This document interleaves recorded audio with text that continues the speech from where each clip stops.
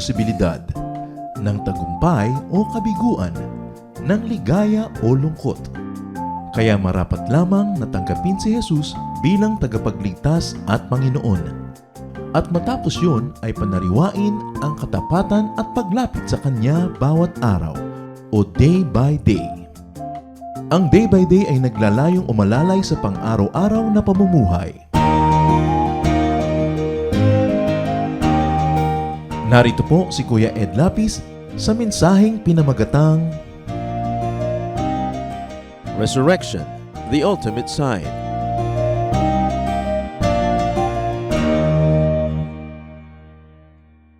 Maligayang Pasko ng pagkabuhay, palakpakan natin ang ating risen Lord and Savior. The most important teaching of Christianity, that Jesus was raised by God from the dead. Maraming mga pagkakaiba-iba kumisan ng mga turo ng iba't ibang mga sekta ng mga Kristiyano, pero isa ang talagang tunay na nag-iisa at nagbibigkis. Ito ang pagkabuhay na muli. John 2:18, the Jews then responded to him, "What sign can you show us to prove your authority to do all this?" Mahalaga na patunayan ni Jesus kung siya nga ba ay anak ng Diyos, siya nga ba ay talagang sugo ng Diyos, at meron ba siyang karapatang gawin ang mga pinaggagawa niya? Resurrection, the ultimate sign. Ang sukdulang patunay, ang pagkabuhay na muli. Salamat, Amang Diyos, sapagkat kayo ang bumuhay kay Jesus na aming tagapagligtas. Kayo ang bumuhay sa lahat ng mga kahulugan ng kanyang misyon para sa amin. Turuan niyo kami na lalo pa naming maunawa ang lalim, lawak at taas ng kahulugan ng pagkabuhay na muli ni Jesus. Kayo mangaral, pagpalain niyo po ang iyong mga anak, at lalo niyo pong bigyan ng mga luwalhati ang iyong sarili, O Diyos, sapagkat kayo ang karapat dapat tumanggap ng lahat ng ito. Pinupuri namin kayo sa ngalan ng buhay naming tagapagligtas na si Jesus. Ano ang mga nangyari sa kasaysayan? Taon-taon, di ginugunita, alam natin na sa araw na ito na atin ngayon pinagdiriwang, ang Panginoong Jesus ay nabuhay na muli mula sa kamatayan. At ito ay sa pakalaking patunay, pinakamalaking patunay, na siya ay kinalulugdan ng Ama sa langit. What are God's affirmations of Jesus? Ang tanong, anong patunay mo na may karapatan ka? Anong patunay mo na ikaw nga ay may hawak na katotohanan? After baptism, God in heaven affirmed Jesus. Matthew 3:16-17, nang mga bautismuhan si Jesus, kaagad siyang umahon sa tubig. Nabuksan ang langit at nakita ni Jesus ang Espiritu ng Diyos na bumababang parang isang kalapati at dumapo sa Kanya. At isang tinig mula sa langit ang nagsabi, "Ito ang minamahal kong anak na lubos kong kinalulugdan."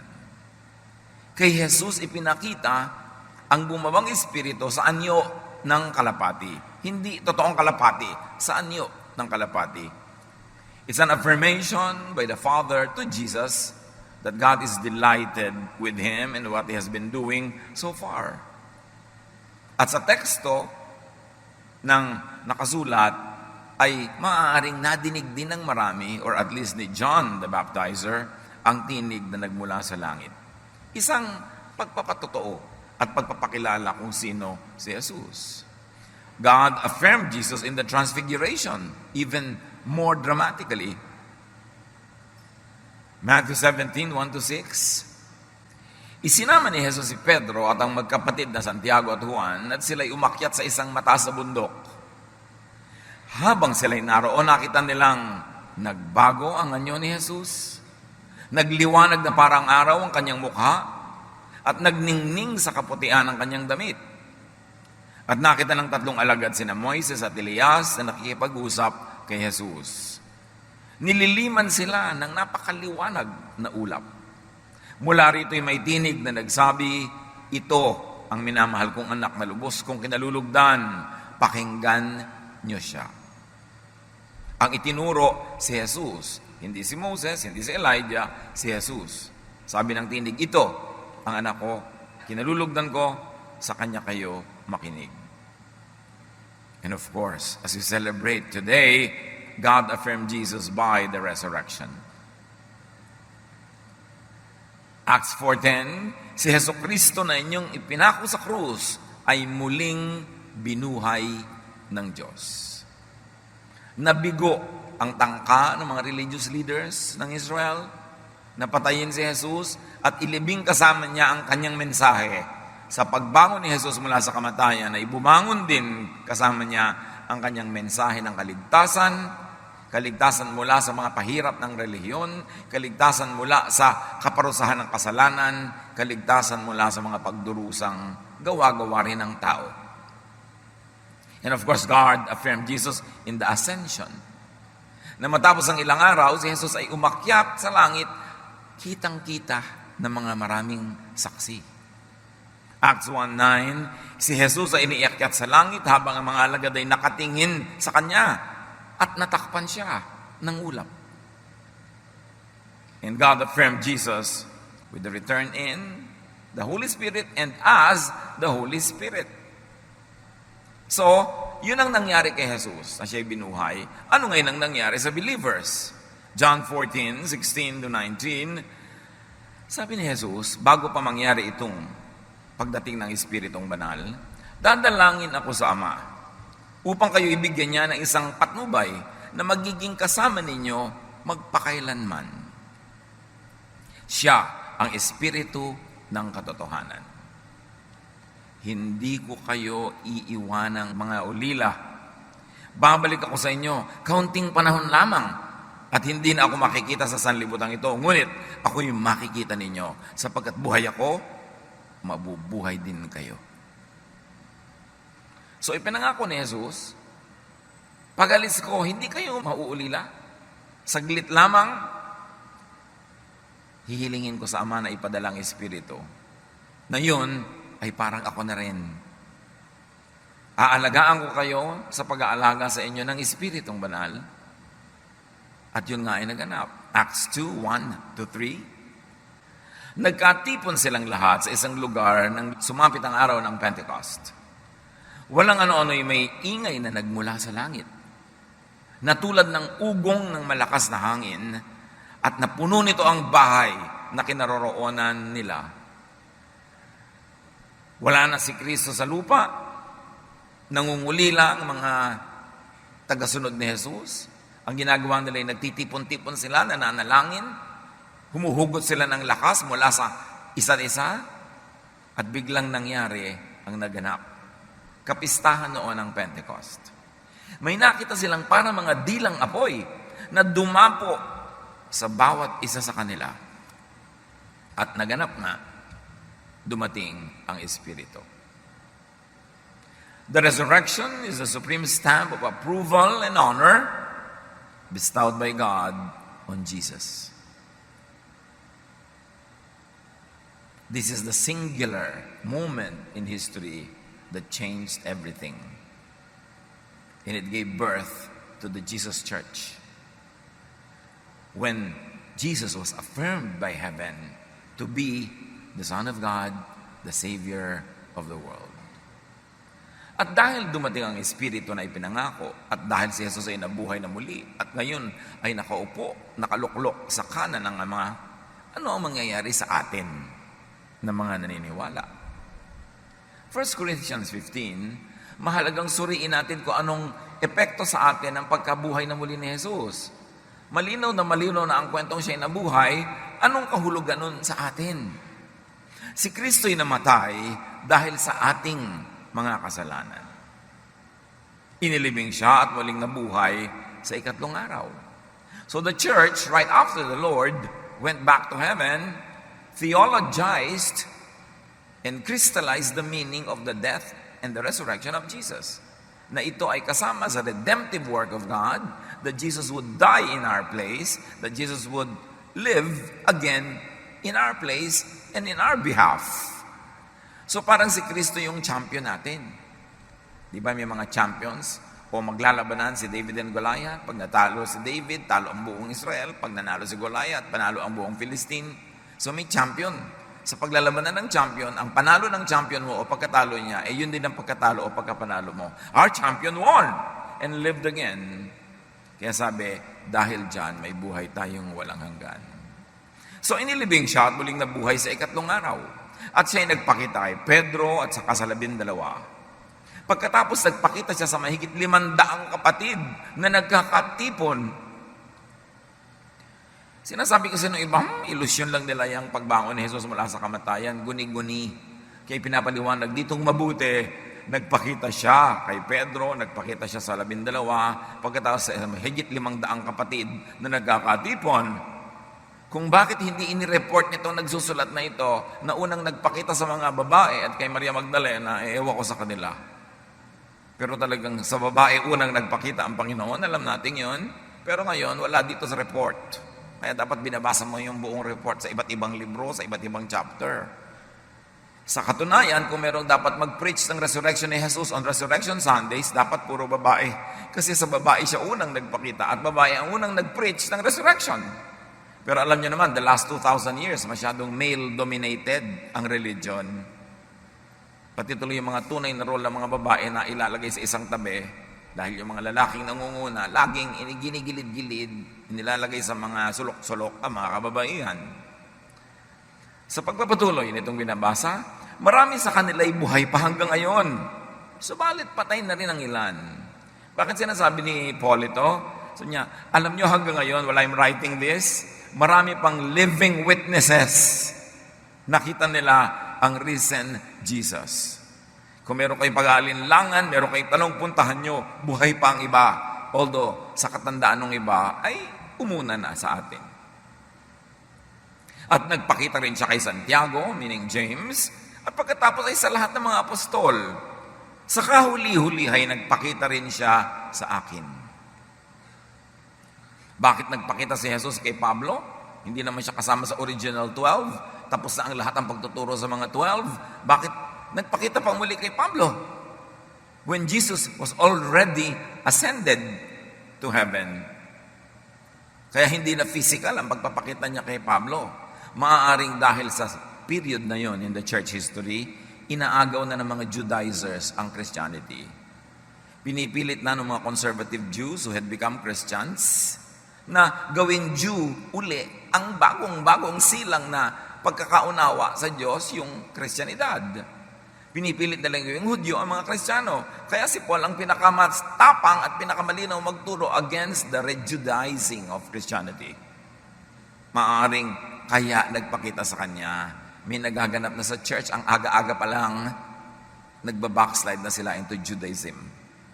Nagwawagi yung mga Judaizers sa Jerusalem at gusto nilang gapiin ang mga Gentile believers and turn them into Jews. Kaya si Pablo, ang pinakamalinaw ang pagtuturo laban sa movement na ito to Judaize the Christians. Sa pagpapatuloy, verse 12, ngayon, kung ipinapangaral namin si Kristo'y muling nabuhay, bakit sinasabi ng ilan sa inyo na hindi bubuhayin muli ang mga patay? Bakit kumakalat ang balita na hindi mabubuhay ang mga mananampalataya? Kasi alam niyo yung mga Sadducees, isang sekta ng Judaism, hindi sila naniniwala sa life after death. Hindi sila naniniwala sa eternal life. At eto, pumapasok na sa mga Kristiyano mismo ang mga huwad na katuruan na ito, mga fake news. Kaya agad-agad sumulat itong concerned na si Paul. Kung totoo yan, lilitaw na hindi muling binuhay si Kristo. Kung totoong hindi mabubuhay ang mga mananampalataya, hindi rin nabuhay si Kristo. And the obvious argument is, nabuhay si Kristo, therefore mabubuhay ang mga mananampalataya. At kung si Kristo ay hindi muling binuhay, walang kabuluhan ng ating pangangaral at walang katuturan ng inyong pananampalataya. Sayang ang pag-aayos natin. Sayang ang pagpunta sa church kung hindi binuhay si Jesus. Dahil mamamatay ka rin lang pala, so wag na lang. Pero dahil binuhay si Jesus, hindi sayang. Hindi sayang ang paninindigan, ang pagpapagod, ang pagbibigay sa gawain, at ang pagpapakabait. Kasi buhay si Jesus. Hindi lamang yan, lilitaw pa kung hindi binuhay si Jesus na ang lahat ng mga namatay na sumampalataya kay Kristo ay mapapahamak or napahamak. Yun ang mangyayari kung hindi talaga binuhay si Jesus. So, sumunod lang pala sila sa patay, namatay sila, di patay-patay lahat. Sayang. Kung ang pag-asa natin kay Kristo ay para lamang sa buhay na ito, tayo na ang pinakakawawa sa lahat ng tao. Sabi ko, ang effect sa inyo ni Jesus, pang dito lang sa earthly life, kawawa tayong lahat. Biruin mo naman, nagsaserve tayo, nag-uubos tayo ng panahon sa pagsamba, sa paglilingkod, nagbibigay tayo ng ating time, talent, treasure, tinitimpi natin ang mga gusto nating gawing mali, nagpapakabait at nagpapakabuti tayo. Pagkatapos, hindi naman pala binuhay si Jesus, hindi, sayang lang ang lahat. But the argument goes backwards, na dahil si Jesus ay binuhay, walang sayang sa mga ginagawa natin para sa pagpapalawig, pagpalaganap, pagpapalago ng kaharian ni Jesus. Verse 20, ngunit sa katunayan, si Kristo ay muling binuhay. At ito'y katibayan na muling ang bubuhayin ang mga patay at mga mamamatay pa. So hindi kawawa ang mga believers, hindi lugi, hindi napahamak ang mga sumakabilang buhay na noon pa na nananalig kay Jesus. May kabuluhan ng pananampalataya, mayroong kabuluhan ng pangangaral sa pangalan ni Kristo dahil mabubuhay muli ang mga mananampalataya. Kung paanong dumating ang kamatayan sa pamamagitan ng isang tao, meaning Adam, gayon naman dumating ang muling pagkabuhay sa pamamagitan din ng isang tao, meaning Jesus. So ang usapin na dito ni Paul is racial. The whole human race fell because their champion Adam fell. But in Jesus, the new champion of the people, humanity will rise again. Sapagkat kung paanong namamatay ang lahat dahil sa kanilang kaugnayan kay Adan, gayon din naman, mabubuhay ang lahat dahil sa kanilang kaugnayan kay Kristo. Binaligtad ni Jesus ang tree of temptation, the tree of sin, sa garden. May tree sa garden, dahil sa tree na yan, nagkaroon ng fall, nagkaroon ng sin, nagkaroon ng damnation. Binaligtad ni Jesus yun. Ginawa ni Jesus na tree of life, yung tree of sin and temptation. John 15:5, I am the vine. Hindi baging yan, puno ang mas magandang pananagalog dyan. I am the vine, you are the branches. If you remain in me and I in you, you will bear much fruit. Apart from me, you can do nothing. Kita nyo kung paano binaligtad ni Jesus yung tree of temptation. Na pag kumain ka ng prutas doon, kayo mapapahamak. Ngayon, ginawa ni Jesus, sabi niya, ako na ang puno. At hindi lang kayo pumipitas-pitas, kayo na ang sanga.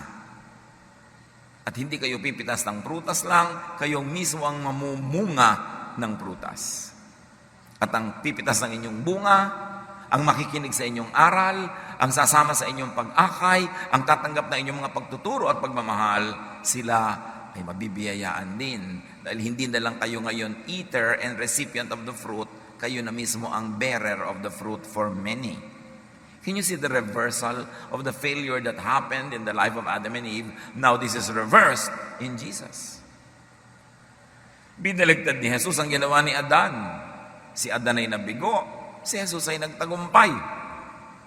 At binaligtad ni Jesus ang nangyari kay Adan, si Adan ay namatay, si Jesus ay nabuhay. Sa pagpapatuloy ng Corinthians, subalit may magtatanong, paano bubuhayin muli ang mga patay? Ano ang magiging uri ng katawan nila? Yan ang laging tanong ng marami. Pastor, pag nasa heaven na po ba tayo, anong pagkain araw-araw? Baka na yun naman ang yun, boring for eternity. Ano po kaya ang isusot ko? At yung tanong nila kay Jesus, yung naging maraming asawa dito sa lupa, sino ang asawa nila sa langit? Ang ginagawa kasi ng mga tao, inililipat lang yung buhay dito, doon sa kabilang buhay na parang everything is the same, napalitan lang yung paligid. No. Hindi dapat pinoproblema yung mga problemang yan. May mga katawan, panglangit, at mayroon namang panlupa. So yung katawan natin yan, panglupa lang yan. Nag-aalala pa yung iba, paano po yung mga implants ko? Madadala ko po kaya yun sa eternity? O pag namatay po ba ako, babalik ako sa dating itsura ko bago ako nag-botox? Mga pinoproblema ng mga tao yan. Iba ang kagandahang panlupa at iba ang kagandahang panlangit. Ganyan din sa muling pagkabuhay ng mga patay, ang inilibing ay mabubulok. Ngunit hindi mabubulok kailanman ang muling binuhay. Walang karangalan at mahina ng ilibing, marangal at malakas sa muling pagkabuhay. Inilibing na katawang pisikal, muling mabubuhay bilang katawang espiritual.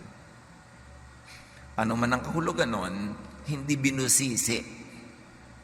Pero isa lang ang napakalaking overriding message. Iba ka na pag bunyuhay kang muli matapos ang kamatayan ng iyong katawan.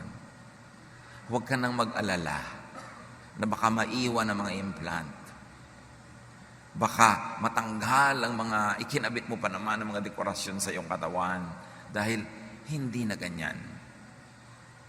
Hindi man ganyan, hindi man binusisi ang description, isa lang ang nakakatiyak tayo. Yung inilibing na mahina, babangong malakas. Yung walang dangal ng inilibing, pilipilipit ang katawan, nangayayat, nagkasakit, nahirapan, mutilated, sometimes murdered by other people, marangal ang pagbangon. Yun ang magiging pagkakaiba. Kung may katawang physical, mayroon ding katawang espiritual. So hindi yung katawan mo na yan na physical ang dadalhin mo sa kabilang buhay, yung iyong spiritual body, which right now, nobody has any idea of kung ano yon. Ganito ang sinasabi sa kasulatan. Ang unang tao, si Adan, ay nilikhang binigyan ng buhay. Ang huling Adan, si Jesus, ay espiritong nagbibigay buhay. So kung ang unang Adan ay binigyan ng buhay, itong huling Adan ay siya ang nagbibigay ng buhay. Ngunit, hindi nauna ang espiritual. Ang physical muna, bago ang espiritual. Ang unang Adan ay mula sa lupa, sapagkat nilikha siya mula sa alabok.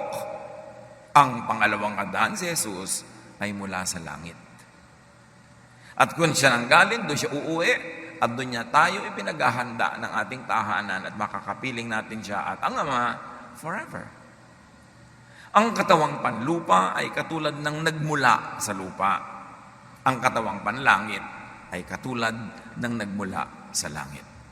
So mula nung pinanaligan mo si Jesus, pinapasok mo siya sa iyong buhay, sa iyong puso, sa iyong espiritu, nakiisa ka sa Kanya, naging dalawang tao ka na.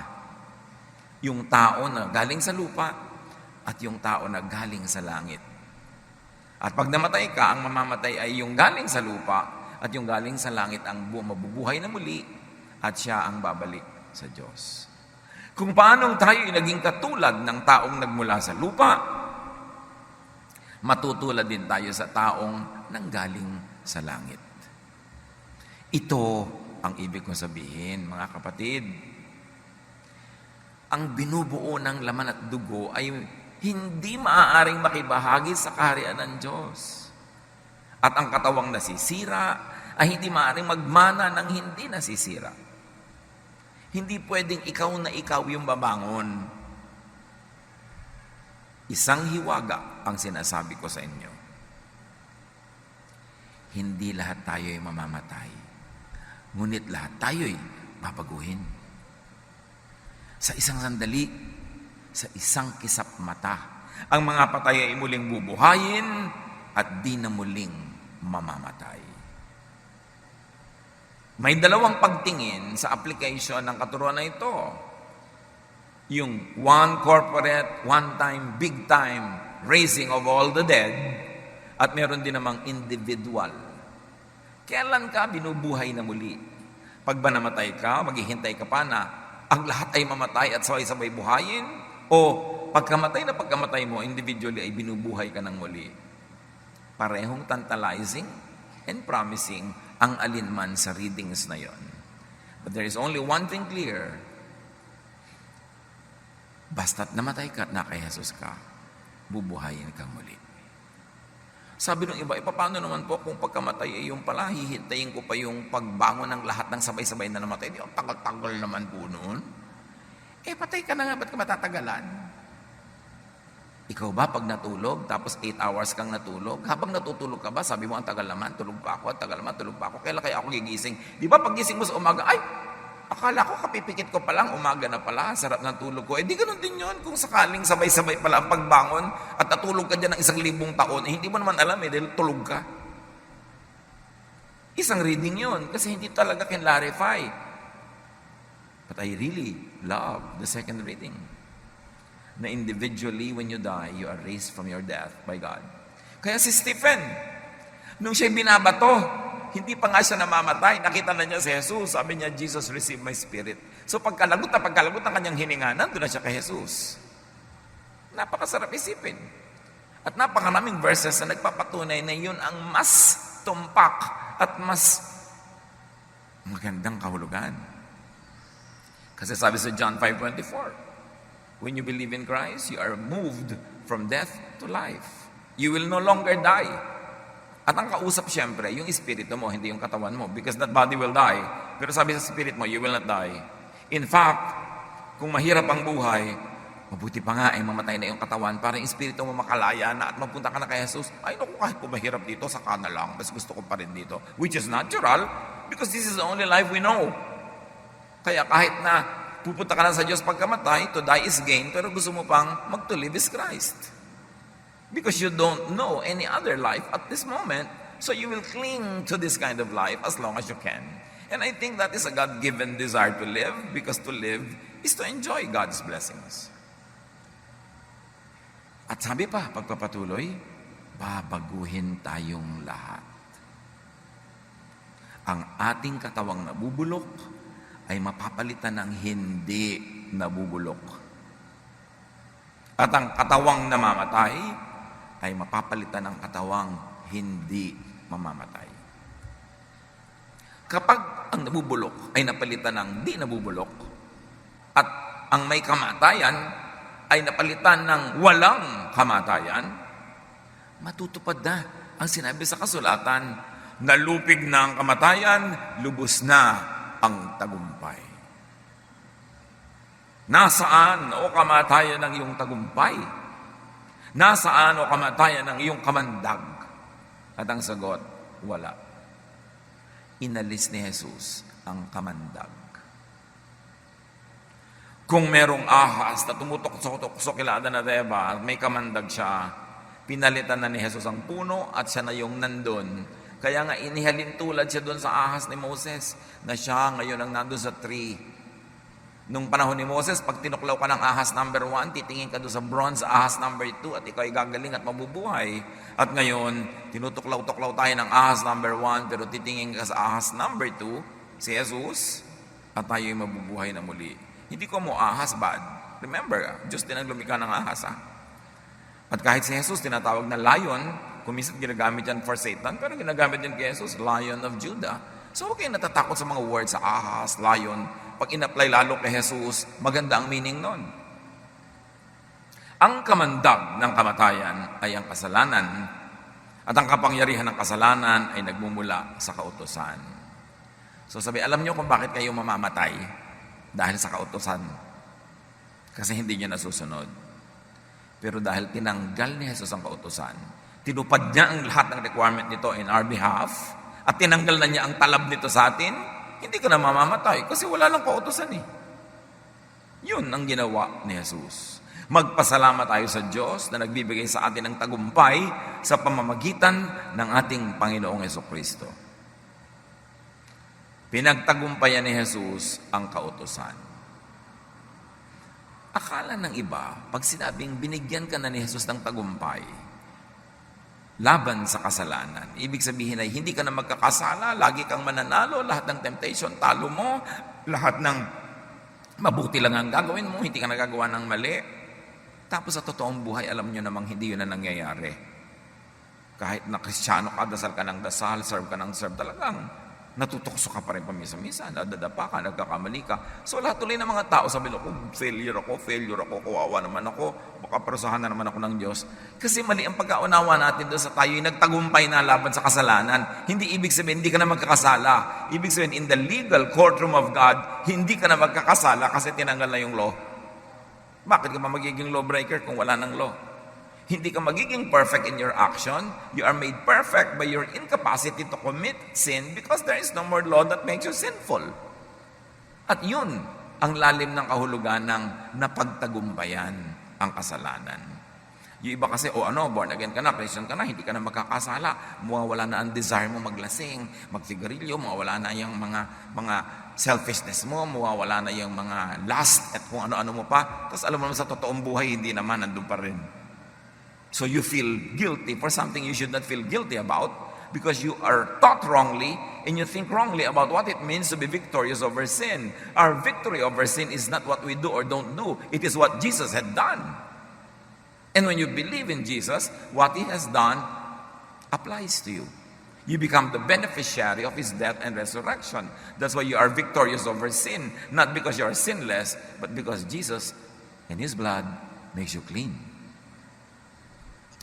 Romans 8, 1-2, therefore, there is now no condemnation for those who are in Christ Jesus. Because through Jesus Christ, the law of the Spirit who gives life has set you free from the law of sin and death. Ito kasing si Paul, pag nagdi-discuss, mahirap sundan yung grammar niya eh. Pero isa lang ibig sabihin niya, hindi na kayo uusigin pa, kasi pinalaya na kayo ni Jesus. Yung dating spirit of the law that applied to you, therefore you are condemned, is now replaced with the spirit of love of God through Jesus. So there is now no more condemnation for those who believe in Jesus, although in actual life, marami ka pa rin mga kabalbalan dyan at mga pagkakadapa at pagkakamali-mali.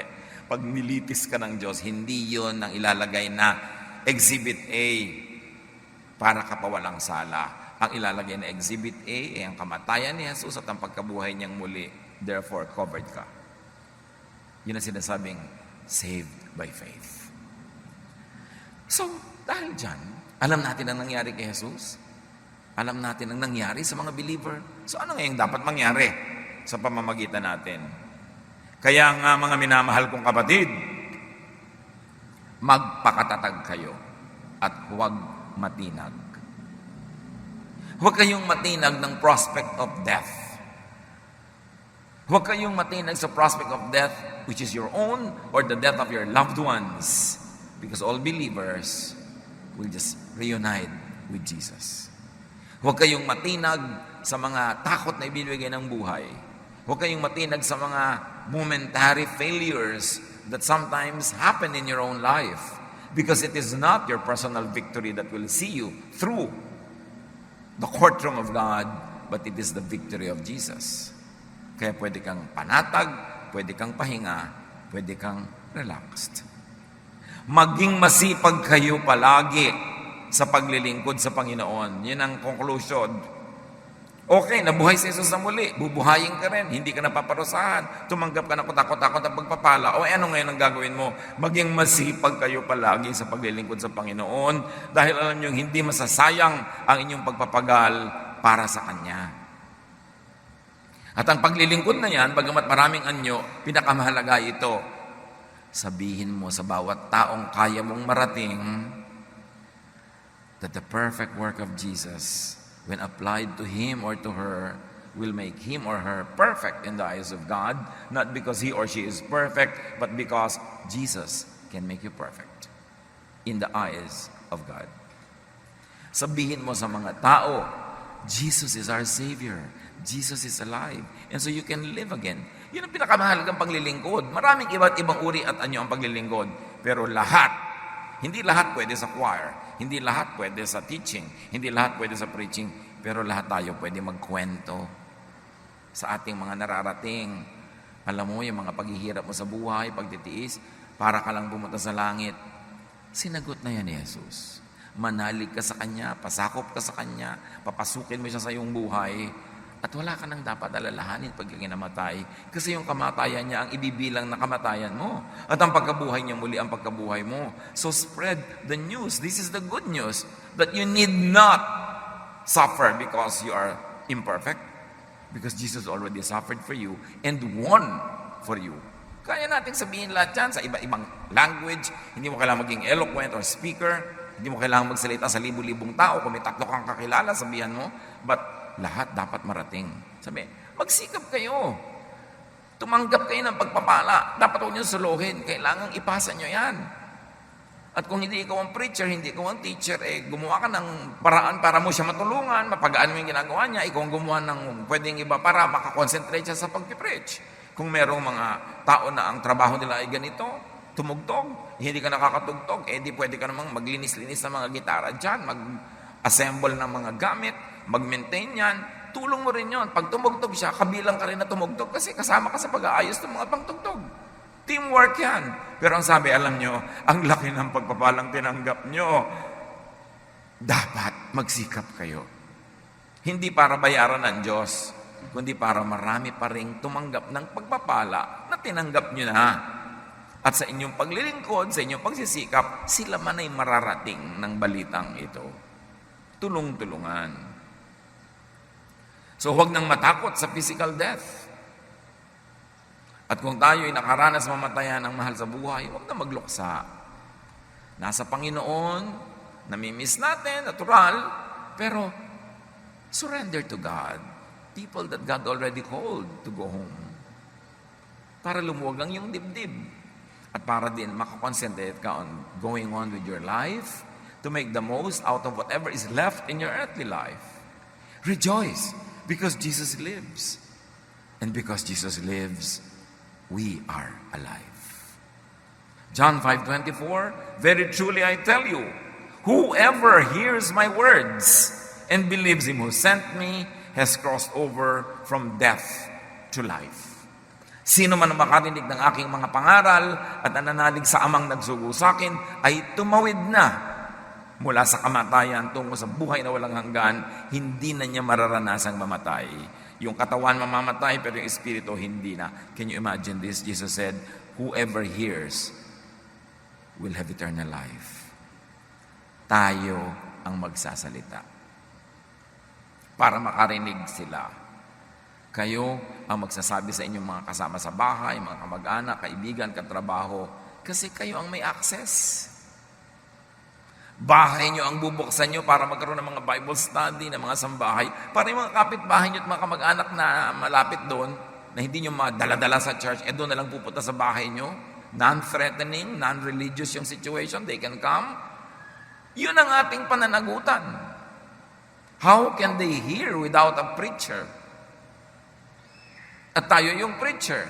At kung hindi ikaw yung actual technical preacher, you open your home, call a preacher or a teacher, and they will preach to your loved ones, to your friends, and through the preaching of this specific specialist, if you like to call that, you're also part of it because you're part of the team. Gaano karami pa sa mga mahal niyo sa buhay ang hindi pa nababalitaan, pwede naman pala silang hindi na parusahan sa kanilang mga kasalanan, hindi na sila husgahan pag namatay. Kasi manalig sila kay Jesus, isuko nila ang kanilang buhay kay Jesus, magkakaroon sila ng buhay na walang hanggan. Gaano kahirap sabihin yun? Para pagkaitan natin ang marami nating kilala na hindi naman natin kinikibo. Kung minsan, nasa aeroplano ka, ilang oras ka nakaupo doon, yung bang katabi mo, kahit 3 sentences, na-sharean mo na. Minsan, nasa traffic ka, ang tagal-tagal, hindi ba ang gandang opportunity? Pero hindi mo kailangan may mic, tapos may buslo ka na ikot-ikot, hihingaw pa ng donation yung mga tao doon, kaya ayaw tuloy makinig. But you have a mission. Every heart that has Jesus is a missionary. Every heart that doesn't have Jesus is a mission field. And there are many, many mission fields that only you can go to kasi kayo lang yung may access. Sasabihin iba, bakit kaya nabubuhay pa ako? Namatay na yung mahal ko sa buhay, tapos ako buhay pa. Kasi may assignment ka pa. Do your assignment.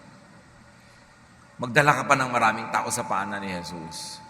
Turuan sila ng Jesusness. Hindi yung tuturuan mo sila, dadali mo sa isang religion, tapos kutakot-takot ang mga pahirap na naman ang gagawin sa kanila sa loob ng church na yun. Walang katapusang mga donasyon, walang katapusang do's and don'ts. Iko-condemn na naman sila every step of the way. Ba't pa nagka-Jesus? So si Jesus lang dapat ang dinadala, hindi yung mga religious regulations. The love of Jesus, the love of God through Jesus. That is why we are all still alive. We are missionaries. We celebrate the rising of the Lord from the dead. How about your loved ones? Will they rise from the dead? Kailangan nating seryosohin ang soul winning. We should go back to old-fashioned soul winning. Zealous, energetic, loving, concerned sharing of Jesus with everyone. Hear the Word of God, declare the Word of God, and that is how you celebrate the resurrection. Jesus already resurrected. We believers will resurrect. But how about those that have not heard of the good news yet? They too must resurrect. And their hearing depends on your speaking to them. Panginoon, turuan niyo po kami na hindi lang ipagpasalamat, ipagdiwang ang pagkabuhay na muli ng iyong anak na si Jesus, kundi ito'y bigyan ng practical na misyon sa aming buhay, na ipamalita, ibahagi sa marami, at nang sa gayon, lalong lumaganap ang paghahari mo, Ama, dito sa lupa, sa pamamagitan ng mga pusong isinusuko sa iyo, sa pamamagitan ng mga buhay na iniaalay sa iyo. Pagbulay-bulayan natin ito, habang ipinagdiriwang natin ang kahulugan that Jesus rose from the dead.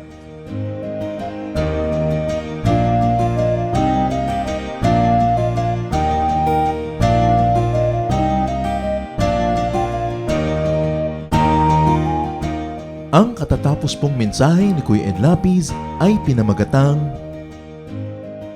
Resurrection, the ultimate sign.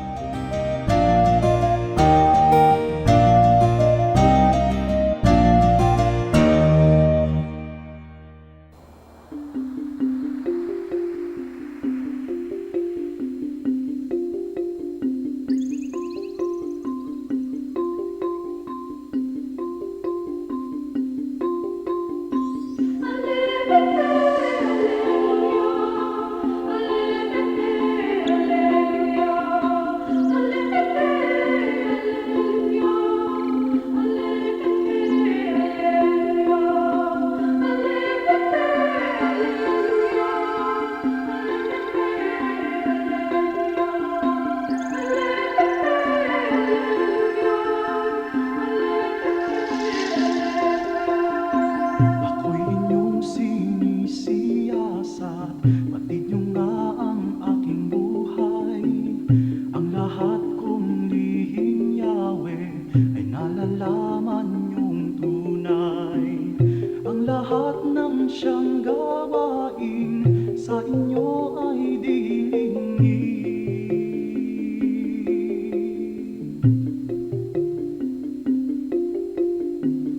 Ako may malayo, Yahweh, isip ko'y dagli ang bati. Hallelujah, Hallelujah, Hallelujah.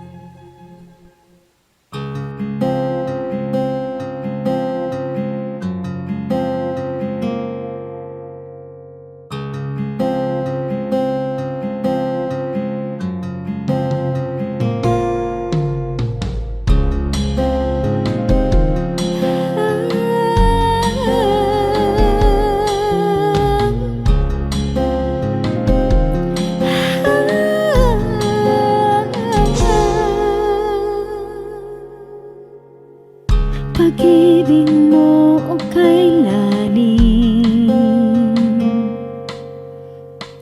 sukat man lumayo'y mahal pa rin.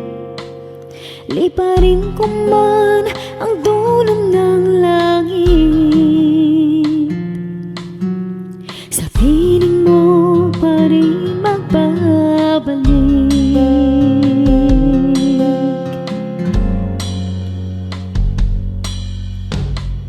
Kahit minsa'y magkasala, bakit tinuturing pa rin danan? O Jesus, kayo nag-alay ng buhay, katwiran niyong aking tinataglan.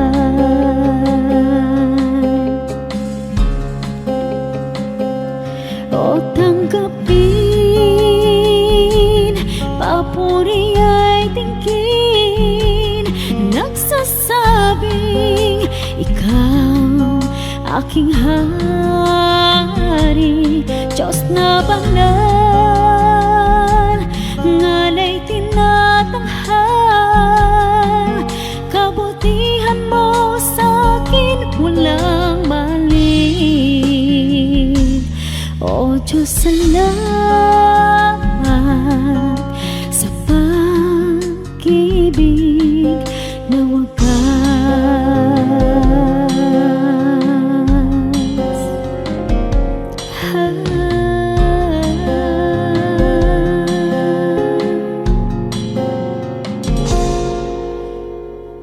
Lagi naman itong isip, ngalan ko sa palad mo inukit. Walang sino mang maaring magwala, kaligtasang ikaw ang nagpikat.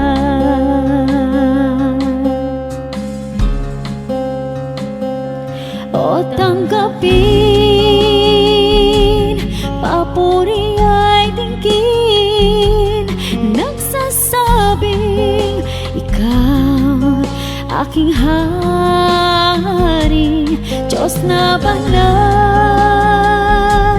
ngalay tinatanghal.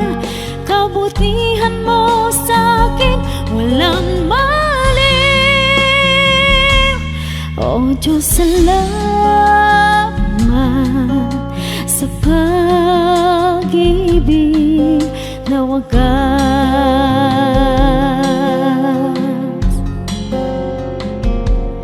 O tanggapin, papuri ay tingkin, nagsasabing ikaw aking hari, Diyos na banal, ngalay tinatanghal. Kabutihan mo sa'kin walang mali. O Diyos, salamat sa pag-ibig na wagas.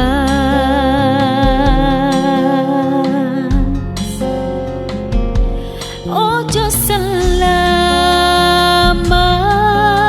sa pag-ibig na wagas.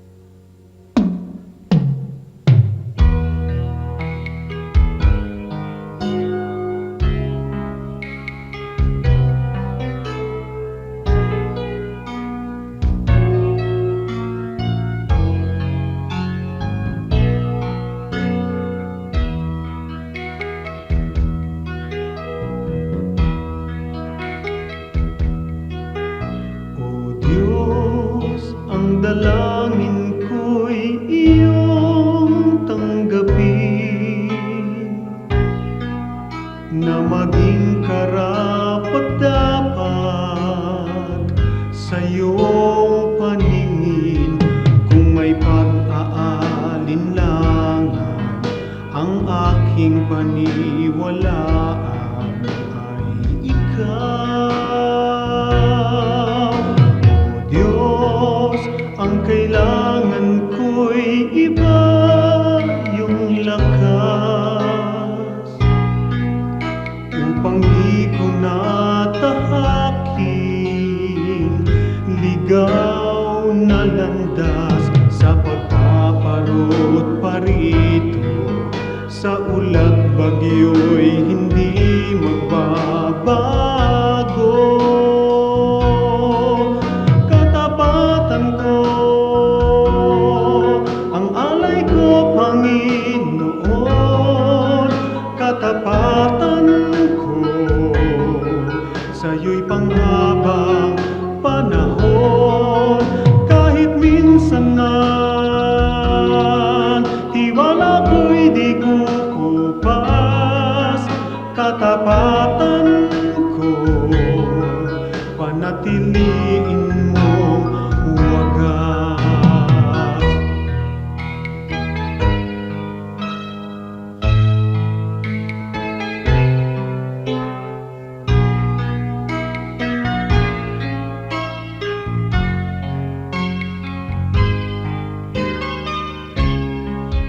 Sa pagpaparot parito, sa ulat bagyo'y hindi magbabago.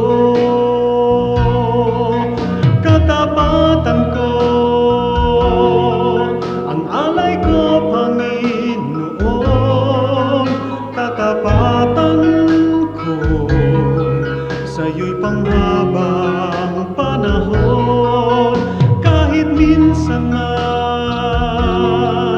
tiwala ko'y di kukupas, katapatan ko, panatiliin mong wagas.